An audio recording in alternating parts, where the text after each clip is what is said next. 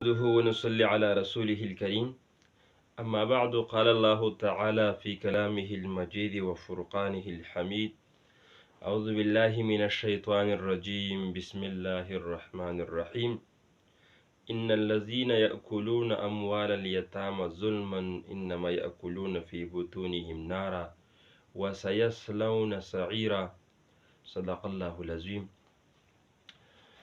میرے انتہائی ہمسفر ساتھیوں اور میرے سپورٹروں، آج میں آپ کے سامنے یتیم کی کچھ حقوق کو بیان کرنا چاہتا ہوں کہ یتیم کی کیا حق ہے۔ ویسے تو یتیم آپ اپنے زمانے میں اور اپنے ارد گرد دیکھتے ہیں تو یتیم کو کوئی عزت نہیں کرتے، احترام کی نگاہ سے ان کو نہیں دیکھتے، ان کے سر سے دست شفقت والا کوئی نہیں ہوتا، ان کے کپڑوں، ان کی جوتے، ان کی بدن، ان کی اور ضروریت کے بارے میں کوئی سوچتا نہیں، نہ ان کے بارے میں کوئی تعلیم کی، کوئی درس و تدریس کی، کوئی ایسے مشاغل جس سے وہ اسلامی ترقی پاتے ہو، دنیا اور آخرت میں کامیاب ہو، تو اس کے بارے میں کوئی سوچتا نہیں۔ جس طرح میں اپنے بچے کے بارے میں، آپ اپنے کے بچے کے بارے میں سوچتے ہو، اسی طرح یتیم کے بارے بھی یہ سوچنا چاہیے۔ اس لیے میں آپ کے سامنے کچھ حقوق بیان کرنا چاہتا ہوں جو میرے اور آپ کے لیے اس پر سوچنا اور فکر کرنا بہت ضروری ہے۔ سب سے پہلے اللہ رب العالمین نے جن آیتوں کا تذکرہ کیا ہے اور جن آیتیں میں نے آپ کے سامنے پچھلے 2-3 ویڈیو میں بیان بتائی، ان میں اللہ رب العالمین نے کتنے وعید کے ساتھ بتایا کہ وَأَمَّا إِذَا مَا ابْتَلَاهُ فَقَدَرَ عَلَيْهِ رِزْقَهُ فَيَقُولُ رَبِّي أَهَانَنِ كَلَّا بَل لَّا تُكْرِمُونَ الْيَتِيمَ۔ وہ یتیم کی عزت نہیں کرتے، جس کی وجہ سے ان کی عزت رزق میں تنگی آ جاتی ہے۔ اور اسی طرح رسول اللہ صلی اللہ علیہ وسلم نے فرمایا وَالَّذِي بَعَثَنِي بِالْحَقِّ لَا يُعَذِّبُ اللَّهُ يَوْمَ الْقِيَامَةِ مَن رَّحِمَ يَتِيمًا۔ جس نے یتیم پر رحم کیا، رسول اللہ صلی اللہ علیہ وسلم فرماتے ہیں اللہ رب العالمین اس کو قیامت کی دن عذاب نہیں دیتی۔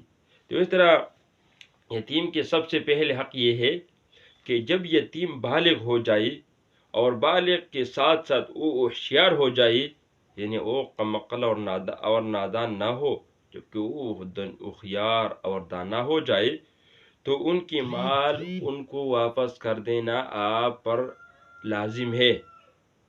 یعنی جب آپ ان کو دیکھتے ہیں کہ وہ یتیم بالغ ہو گیا اور بالغ کے ساتھ ساتھ وہ سمجھدار ہو گیا، وہ ہوشیار ہو گیا، تو ایسے حالت میں یتیم کو اپنے مال واپس کرنا آپ کے ساتھ امانت ہے، اور امانت کو امانت دار کے حوالے کرنا ضروری ہے۔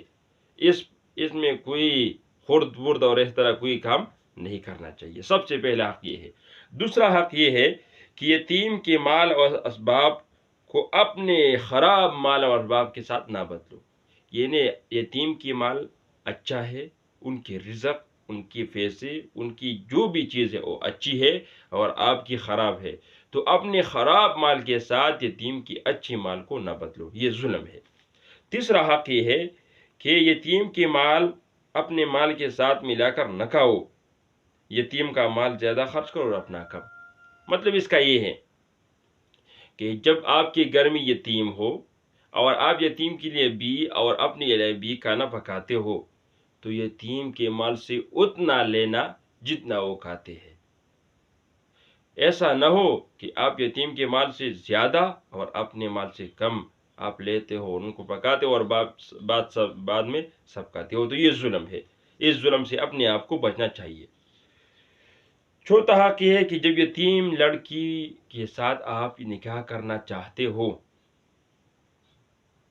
اور آپ نے سوچا یہ ہوگا کہ اس کے ساتھ میں نکاح کروں تو ان کو نہ پورا مہر دو، نہ ان کے ساتھ انصاف کرو، آپ کا یہ ارادہ ہے، تو یہ ظلم ہے۔ یہ ظلم کا ارادہ ختم کر دو، ترک کر دو، کوئی اور جگہ میں اپنی نکاح کر دو۔